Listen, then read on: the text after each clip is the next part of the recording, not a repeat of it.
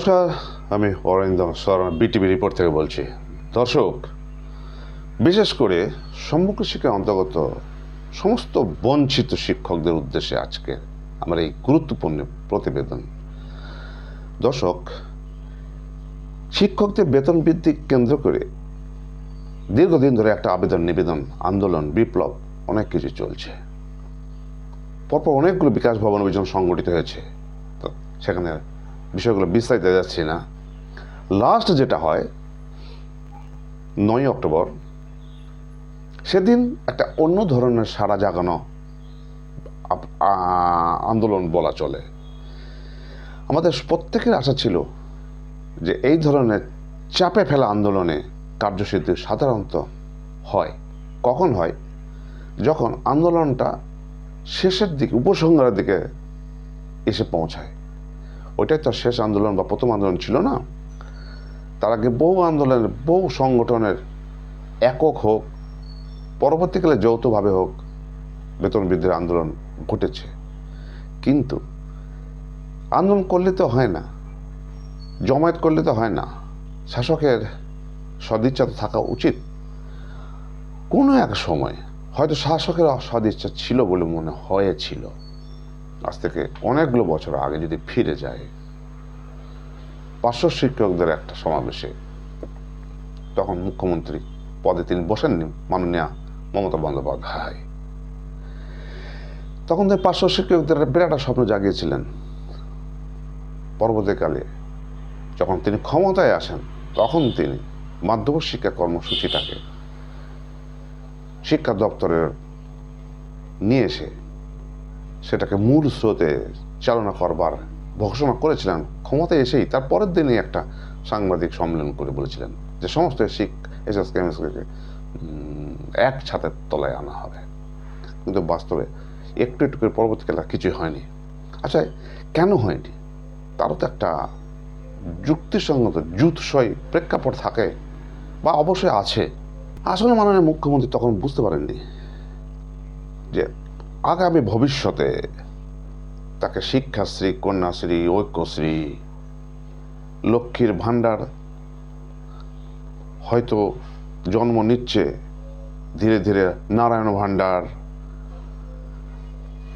Cycle, সবুজ সাথী, এই ধরনের মেলা খেলা, দিনের পর দিন ইমাম মুয়াজ্জিনদের ভাতা থেকে শুরু করে কবরস্থান ঘেরার জন্য প্রচুর পরিমাণে অনুদান।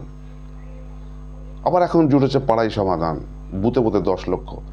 এবার শেষ লাস্ট আপডেট দেখছি, ভোটের বেলায় বড় বেলায় দেয়ালে পিঠ থেকে গেলে মানুষ যেমন মরিয়া হয়ে ওঠে, ঠিক তেমনিভাবে প্রচুর টাকা, হাজার হাজার কোটি টাকা তিনি অনুদান করে দিলেন রাস্তা সারাইয়ের জন্য, যে সমস্ত রাস্তাগুলো পড়ে আছে। মানছি কিছু কিছু জিনিস প্রয়োজন থাকে, কিন্তু সবচেয়ে বড় প্রয়োজনটা কি শিক্ষা নয়? শিক্ষার জন্য, শিক্ষার উন্নতির জন্য, শিক্ষার মূল্যায়নের জন্য, শিক্ষার উন্নতির জন্য সরকার কি করলেন? কিছুই তো দেখতে পাচ্ছি না। না, আমি শুধু টিএমসি সরকারকে দোষারোপ করতে আমি পারছি না। তার কারণ 2010 সালে যখন তৃণমূল সরকার ক্ষমতায় আসেনি, তখন থেকেই কিন্তু এই পার্শ্ব শিক্ষকদের অবস্থা এবং এসএসকে এমএসকেদের সামগ্রিক শিক্ষার হালটা কিন্তু তখন থেকেই কিন্তু খোঁড়াতে শুরু করে। 2010 সালে পর যখন বামফ্রন্ট ক্ষমতায় ছিল, তখন থেকে কিন্তু এমএসকেগুলো যতগুলো রিটায়ার্ড হয়েছে, একটাও নিয়োগ হয়নি। কেন? সেটা তো তৃণমূল সরকারের দোষ ছিল না। বামফ্রন্ট সরকার কেন নিয়োগ করেনি? অর্থাৎ শিক্ষার সর্বনাশ করতে দুই সরকারই সমানভাবে দায়ী। বিশেষ করে এই ধরনের সমগ্র শিক্ষার অন্তর্গত যেসব শিক্ষা ব্যবস্থাগুলো আছে, সেগুলোর ক্ষেত্রে আমি বলছি, আজ যদি সেই সময় শিক্ষক নিয়োগ করতো বামফ্রন্ট সরকার, তাহলে তো আজ এই অবস্থা হতো না। এমএসকেগুলো আজ শিক্ষক শূন্য হয়ে তো উঠে যাওয়ার পথে চলে যেত না। এখন মনে হচ্ছে যে বামফ্রন্ট সরকার বামপন্থী সরকার যতটা না দায়ী, তৃণমূল সরকার তার থেকে কম দায়ী। কেন বলছে কথা? বলছে এই কারণে, শিক্ষার সর্বনাশ করতে বর্তমান সরকার লেগে পড়ে উঠেছে, সে তো ঠিকই আছে।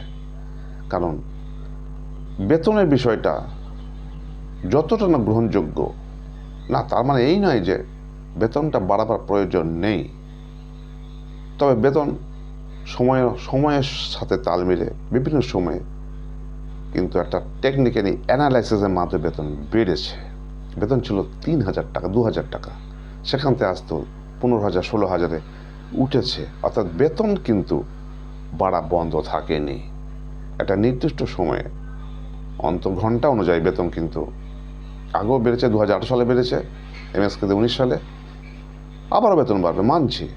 বেতন বাড়াতেই হবে, বেতন বাড়বেই, বেতন বাড়াতে বাধ্য সরকার। কারণ সময়ের টানে টেকনিক্যাল বিষয়টা এসেই পড়াতে ডিএনএস অ্যালাউন্স যে কারণে সৃষ্টি হয়েছে, বেতন বৃদ্ধি, অর্থাৎ বেতন নয় ভাতা বৃদ্ধিটা কিন্তু তারই এক ধরনের একটা প্রসেস, একটা প্রকারভেদ বলা যায়। কিন্তু সামগ্রিকভাবে শিক্ষা ব্যবস্থাটাকে ধ্বংস করার জন্য এই সরকার আরও কিন্তু অতীতের ভুল ত্রুটিগুলোকে কিন্তু সংশোধন করে শিক্ষা ব্যবস্থাটাকে আরও এগিয়ে নিতে পারত। ঠিক এইভাবেই বামপন্থী সরকার তো প্যারা টিচারদের সৃষ্টি করেছিল। তাহলে সেই আমলে তো প্যারা টিচার নিয়োগ হয়েছিল। তাহলে যে সমস্ত স্কুলগুলো শিক্ষক অভাবে ঢুকছে, তাদের কি সেই সব স্কুলকে গেস্ট টিচার নিয়োগ করা যেত না? তাহলে তো স্কুলগুলো বেঁচে যেত। প্রত্যেকটা স্কুলে আছে 2-1 শিক্ষক সে দাঁড়িয়ে গেছে। শূন্য পদগুলো যদি গেস্ট টিচার নিয়োগ করতো, বেতন 6,000, 7,000 টাকা যদি বেতন ঘোষণা করতো সরকার, অনেক বেকার শুধু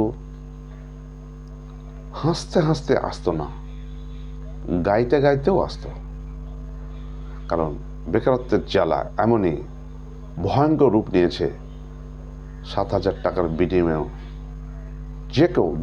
যে কোনো বেকার কিন্তু স্কুলগুলো কাজ করতে রাজি আছে বলে আমি নিশ্চিত। কিন্তু সেটাও কিন্তু সরকার করছে না। খেলায় মেলায় একটু আগে যে পরিসংখ্যান দিলাম দানছত্র খোলার, সেখানে কিন্তু লক্ষ লক্ষ টাকা বিলীন হয়ে যাচ্ছে। অর্থাৎ শিক্ষা ব্যবস্থাটাকে পুরোপুরি ধ্বংসের পথে নিয়ে যেতে শুরু করেছিল বামপন্থী সরকার, এবং সেটাকে পূর্ণ রূপ দিচ্ছে বর্তমান সরকার। তাহলে 9 অক্টোবরের নবান্ন অভিযানের পর বেতন বৃদ্ধির আশা যদি করে থাকে শিক্ষক সমাজ, মহাভুল। কারণ এইভাবে বেতন বৃদ্ধি হবে না। কারণ এখনো পর্যন্ত তারপরও রিমাইন্ডার দেওয়া হয়েছে, কোনো ফিডব্যাক আসেনি। সুতরাং সরকারই তো চাইবে না যে বেতনটা এইভাবে বাড়ুক। সদিচ্ছা না থাকলে রিমাইন্ডার দিয়ে কী হবে, আন্দোলন করে কী হবে? পরবর্তী যে নবান্ন অভিযান হোক, সংবাদ সূত্রের প্রকাশ কালীঘাট অভিযান ঘটতে চলেছে। কোনো অভিযানে কিছু হবে না। যা জমায়েত হয়েছে তা 5 গুণ জমায়েত, অর্থাৎ 80,000 যদি জমায়েত হয় সমগ্র শিক্ষা বাঁচাও মঞ্চের ডাকে বা যৌথ ডাকে, তাতেও কিছু হবে না।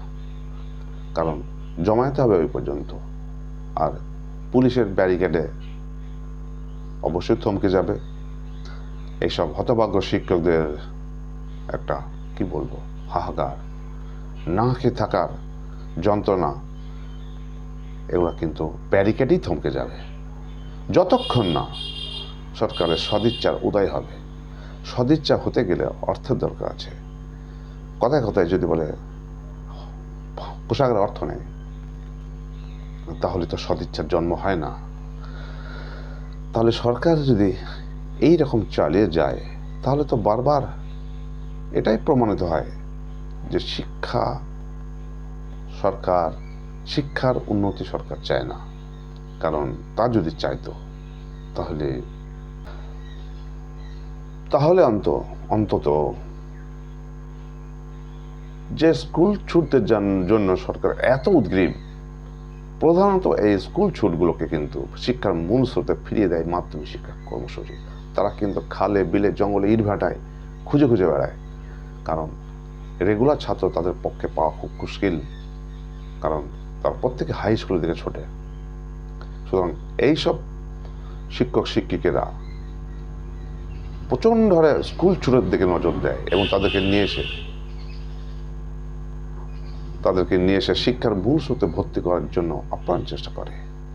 পার্শ্ব শিক্ষকদের চাইল্ড ট্র্যাকিং আছে, তারাও শিক্ষার মূল স্রোতে এইসব ছাত্রদেরকে হাই স্কুলে ভর্তি করানোর ব্যাপারে উল্লেখযোগ্য ভূমিকা পালন করে। সুতরাং এই দুই সম্প্রদায়, মাধ্যমিক শিক্ষা কর্মসূচি এবং মধ্যশিক্ষা পর্ষদের অন্তর্গত এই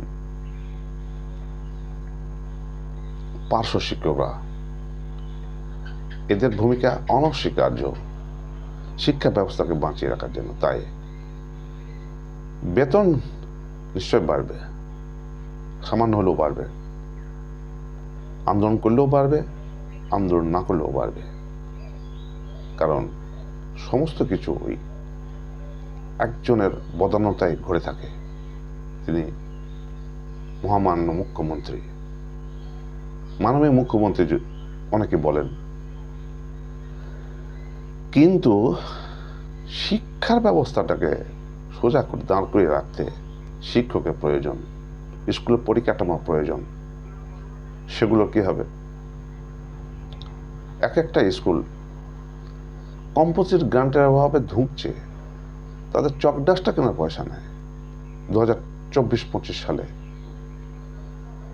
1 পয়সা কম্পোজিট গ্রান্ট স্কুলগুলোকে দেওয়া হয়নি। এই সমস্ত স্কুলগুলোর প্রধান শিক্ষকদের এটাই অভিযোগ, তাদের চক ডাস্টার পর্যন্ত হেডমাস্টারকে নিজের পয়সা কিনতে হয়। শুধু চক ডাস্টার নয়, আরও অনেক খরচ আছে, বিভিন্ন ধরনের স্কুল পরিচালনার খরচ থাকে। এক একটা প্রধান শিক্ষকের বছরে টিএই লেগে যায় 1000 টাকা, 1000 টাকা নয়, আরও অনেক বেশি হতে পারে। সেখানে স্কুলে বিলি লেগে যায় 12,000 টাকা বছরে। সেখানে কম্পোজিট গ্রান্ট শুনছি স্কুলের প্রধান শিক্ষক যেটা বলছেন, 1 বছর আসেনি, 25-26 এসে তার 25% দেওয়া হয়েছে, অর্থাৎ 6,250 টাকা। এটা প্রধান শিক্ষকদের শুধু টিএই হয় না, অন্যান্য খরচ পড়ে থাকলে এইভাবে শিক্ষা প্রতিষ্ঠান চলতে পারে না। 25-26-এ এখনো পর্যন্ত কোনো গ্র্যান্ট নাই। সুতরাং শিক্ষা ব্যবস্থা একদম লাটে উঠতে চলেছে এবং এটা গেছে অর্ধেকের বেশি। তবে সরকার তো চাইবেই হেন তেন প্রকারে সরকারের টিকে থাকা, চেয়ার বজায় রাখা। অর্থাৎ চেয়ার বজায় রাখতে গেলে সরকার যেটা ভালো বুঝছেন সেটাই করছেন। সেই জন্য লক্ষ্মীর ভাণ্ডার অবশ্যই উঠে গেছে কথা, 1000 থেকে 2000 হয়ে যাবে। ভোট ব্যাংক বড়বেলায়। সুতরাং সেসব দিক দিয়ে তাকাতে গিয়ে, সেই সব দিককে সদিচ্ছা দেখাতে গিয়ে এসব দিকে সদিচ্ছার অভাব হলেও হতে পারে এবং হচ্ছেও। যাই হোক, শিক্ষার দুরবস্থা যাই হোক, শিক্ষকের একটু দুরবস্থার কাহিনী আপনার অনেকে সোশ্যাল মিডিয়া বা বিভিন্ন চ্যানেলে দেখতে পাচ্ছেন। নদিয়ার মীরা শচীন্দ্রনাথ স্মৃতি এমএসকে একজন সম্প্রসারক শিক্ষক গোলাম মোস্তফা সাহেবের একমাত্র কন্যা ক্যান্সার আক্রান্ত, তার জন্য অনেক জায়গায় আবেদন নিবেদন করা হয়েছে, অনেক সাহায্য আসছে। আপনারা দয়া করে তার ফোনপে নম্বরটা স্ক্রিনে দেওয়া হচ্ছে, যদি পারেন 50-100 টাকা দিয়ে ওনাকে একটু সাহায্য করেন। সরকার তো সাহায্য করছে না 1 পয়সা বেতন করা, অতএব 50-100 টাকা দেওয়ার ক্ষমতা বা একজন শিক্ষককে সাহায্য করার ক্ষমতা আপনার মতো শিক্ষকের একজন আছে। অতএব আপনি সাহায্য করে প্রমাণ করুন যে আপনার সরকারের মনোনীত নয়, মানুষের উপকারে আপনি লাগতে পারেন, মানুষের বিপদে আপনি পাশে দাঁড়াতে পারেন, কারোর জীবন দান করতে পারেন। আপনার তো অভিযোগ করেন সরকারের কোনো মায়া নাই, মমতা নাই, নামই মানবিক মুখ্যমন্ত্রী। আপনারা মানবিক হন। এই গোলাম মোস্তফা সাহেবের কন্যার চিকিৎসার জন্য, যাতে মেয়েটা বাঁচে, অনেক জায়গা থেকে অর্থ আসছে, বিভিন্ন রাজ্য থেকে আসছে। তিনি আমাকে ফোনে বলেছেন রাজ্যে বিভিন্ন প্রান্ত থেকে টুকটাক আসছে, কিন্তু নদিয়া জেলাতে নিবাসী, নদিয়া জেলা থেকেই শুধু তার কাছে কোনো অনুদান পৌঁছাচ্ছে না। অদ্ভুত ব্যাপার। তিনি যে ব্লকের অন্তর্গত এমএসকে শিক্ষক, সেই ব্লক থেকেই একজনও তাকে সাহায্য করেনি। বড় দুঃখের বিষয়। যাই হোক, ওনার পাশে থাকুন। ওনার কন্যার সাহায্যার্থে, কন্যার চিকিৎসার সাহায্যার্থে 50,000 টাকা পাঠিয়ে ওনার মেয়ের মৃত্যু যাতে না ঘটে সেদিকটা একটু দেখুন।